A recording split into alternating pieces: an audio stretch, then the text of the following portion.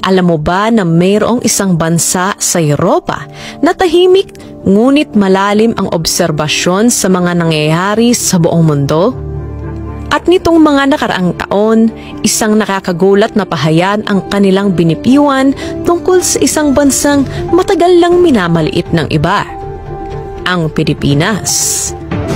The Philippines could be the future of Asia.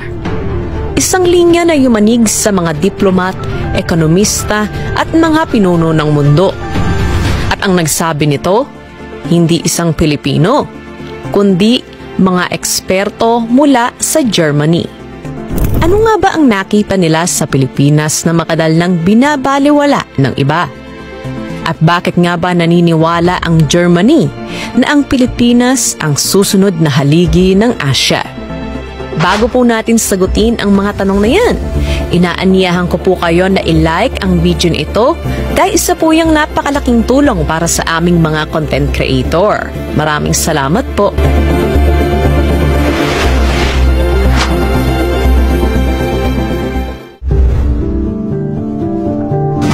Ang Germany ay hindi basta-basta nagbibigay ng pahayag, lalo na sa larangan ng geopolitics. Isa itong bansa na kilala sa disiplina, precision at pagiging maingat sa mga deklarasyon.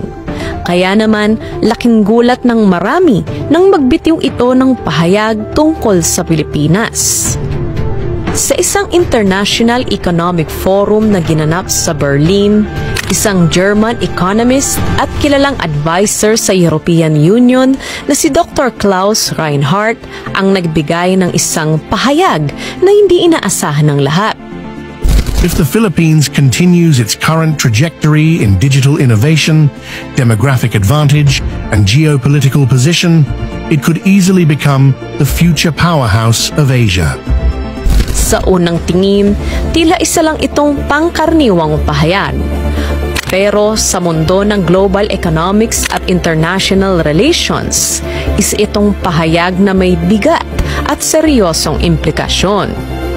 Hindi ito tungkol sa turismo o manpower lang. Ito ay pagkilala sa Pilipinas bilang isang strategic economic powerhouse na may kakayahang baguhin ang takbo ng buong rehiyon ng Asia-Pacific sa hinaharap. Ngayon, ang tanong ay, bakit nga ba ganoon kalaki ang paniniwala ng Germany sa Pilipinas? Una, dahil sa demographic advantage. Hindi tulad ng Japan, South Korea at China kung saan ang karamihan ng populasyon ay matatanda, ang Pilipinas ay mayroong bata at lumalagong workforce. Ayon sa United Nations, higit sa kalahati ng populasyon ng Pilipinas ay nasa edad 24 pababa. Pangalawa, ang bilis ng digital adoption. Napansin ng Germany na ang Pilipinas ay isa sa pinakamabilis na lumalagong digital economy sa Southeast Asia. Sa kabila ng pagkakaroon ng mabagal na internet sa nakaraan, ngayon ay malaki na ang iniunlad ng digital infrastructure sa bansa. Mayroong milyong-milyong freelancers, BPO professionals at online entrepreneurs mula sa Pilipinas na kumakatawan sa modern Filipino workforce. Pangatlo, ang lokasyon. Ang Pilipinas ay nasa gitna ng mga pangunahing ruta ng kalakalan sa Asya. Ito ay isang strategic maritime at air hub na mahalaga sa logistics, defense at global trade. Kaya naman sa kabila ng tensyon sa South China Sea, nananatiling interesado ang mga bansa gaya ng Germany na magkaroon ng malapit na ugnayan sa Pilipinas. Ang Pilipinas ay hindi na lang basta call center capital ng mundo. Ngayon, ang bansa ay tinatarget na ng mga tech giants bilang susunod na innovation hub sa Southeast Asia. Noong 2024, inanunsyo ng Germany-based company na SAP ang plano nilang mag-expand ng kanilang R&D operations sa Cebu at Davao. Kasabay nito, sinabi ni Dr. Marcus Muller, isang economic analyst mula Berlin. The Filipino youth are talented, adaptable, and driven. If nurtured well, they can lead Asia's digital transformation. Kaya naman, maliban sa SAP, ang mga German companies tulad ng Siemens, Bosch at Deutsche Bank ay patuloy na nag-e-expand sa Pilipinas.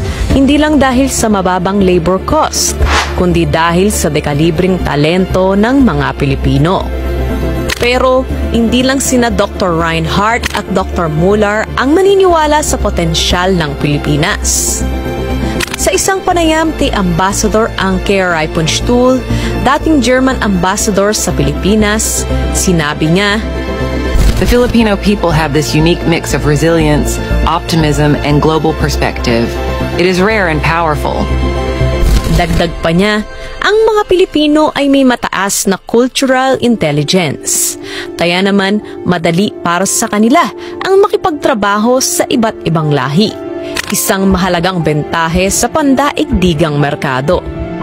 Sa kabila ng lahat ng ito, marami pa ring bansa, kabilang ang ilang mga Pilipino, ang hindi pa rin naniniwala sa kakayahan ng Pilipinas.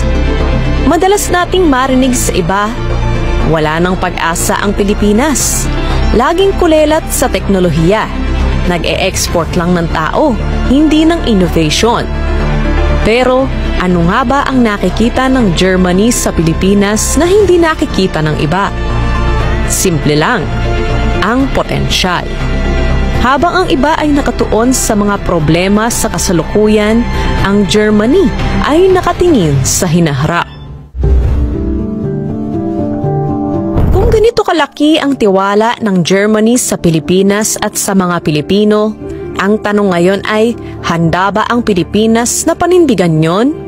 At ano ang maaaring gawin ng bansa para tunay na maging future of Asia?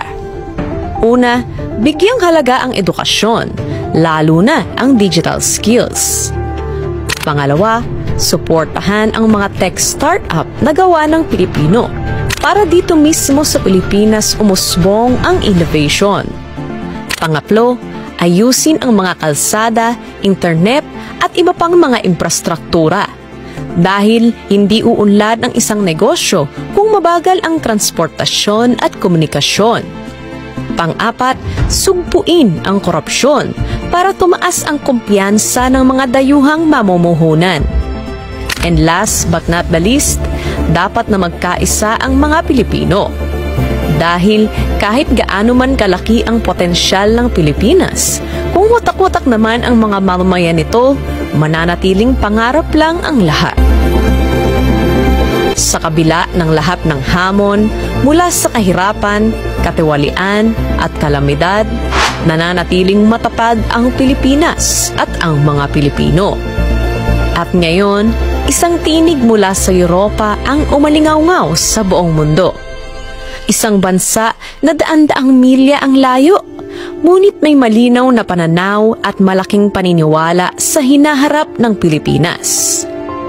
Kung ang isang bansa na tulad ng Germany ay naniniwala sa potensyal ng Pilipinas, ang mga Pilipino naniniwala rin kaya? Ngayon, oras na para marinig ang boses mo, katropa. Ikaw, naniniwala ka ba sa sinabi ng Germany na ang Pilipinas ang susunod na haligi ng Asya? O mas naniniwala ka na wala ng pag-asa ang Pilipinas?